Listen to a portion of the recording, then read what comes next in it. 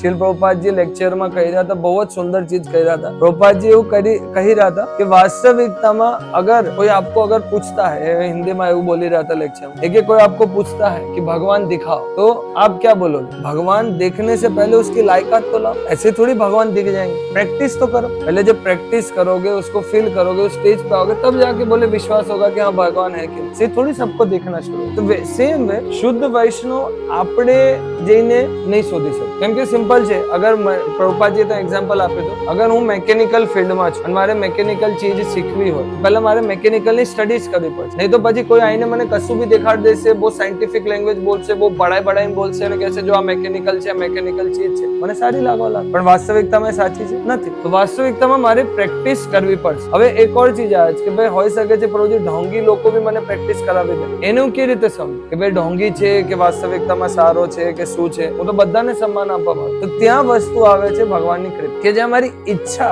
અગર મારી ઈચ્છા શક્તિ પ્રબળ હશે, જ્યાં આપણે અહીંયા જોઈએ છે પહેલા શબ્દમાં શું કીધું છે કે ભાઈ મારી ઈચ્છા છે ભગવાન કબે મુઈ વૈષ્ણવ ચીનીબો, મારી ઈચ્છા છે કે મને શુદ્ધ વૈષ્ણવ જોડે લે। હવે મારી ઈચ્છા એવી હશે કે ભાઈ મને શુદ્ધ વૈષ્ણવ જોડે જવું છે, તો ભગવાન ઇંગિત કરશે। મારી જ ઈચ્છા અંદરથી હશે કે યાર પ્યાજ લસણ નહીં છોડીશ, આ કોફી છૂટે નહીં મળે, તો પછી ભગવાન એવા ઢોંગી પાસે લઈ જશે, કેમ કે મારી ઈચ્છા એવી છે, મારી ઈચ્છા શુદ્ધ નથી અંદરથી। હું બી કેમ કે અગર શુદ્ધ વૈષ્ણવ આવી બી ગયો, એને 2-3 જાડી બી દીધા, હું તો એને ઢોંગી માનું। આ માણસ ખાલી દેખાડો કરે છે, આ માણસ મને વળી દે છે, મારા એથિક્સ। તો વાસ્તવિકતામાં શું છે, મારી ઈચ્છા સુધારવાની જરૂર।